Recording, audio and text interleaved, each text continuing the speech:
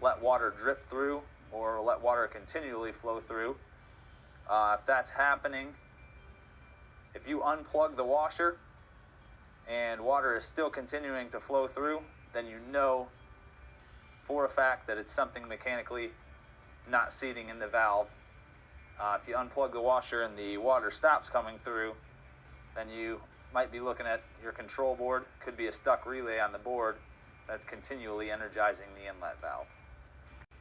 You'll also want to have a towel ready, because there will be some water that will still be in these lines when you remove the hoses. So the first thing you're going to do is go ahead and disconnect your cold water supply. Going to turn it counterclockwise.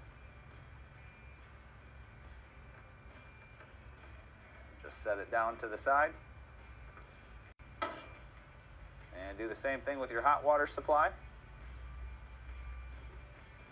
Just make note of which goes to which side, because the markings are actually on your back cover panel. So you won't see that, but you know that this is your cold valve and this is your hot water valve. Once that's done, go ahead and remove your two harnesses. And see, the blue wire goes to the cold valve. The red wire goes to your hot valve.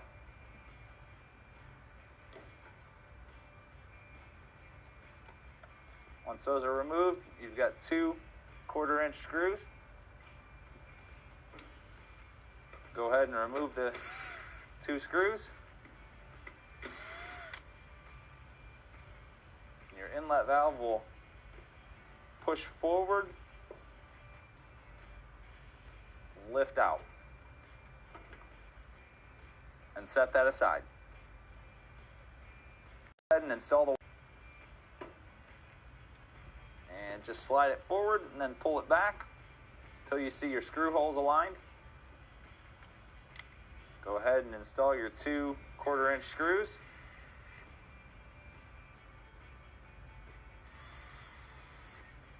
Once those are installed, reconnect your harnesses.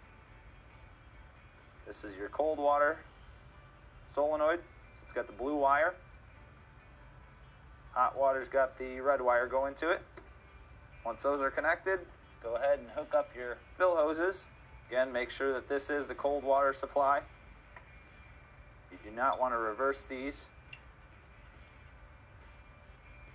Just get them hand tight. Installing them, just make sure that your little black gasket here hasn't fallen out. If it's not there, it will leak.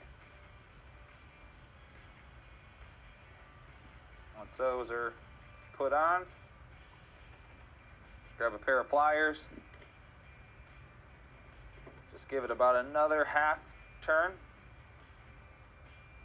You don't want to over tighten them, just because you're threading onto plastic. So if you over tighten these, you'll strip the threading out on the valve and the valve would have to be replaced again.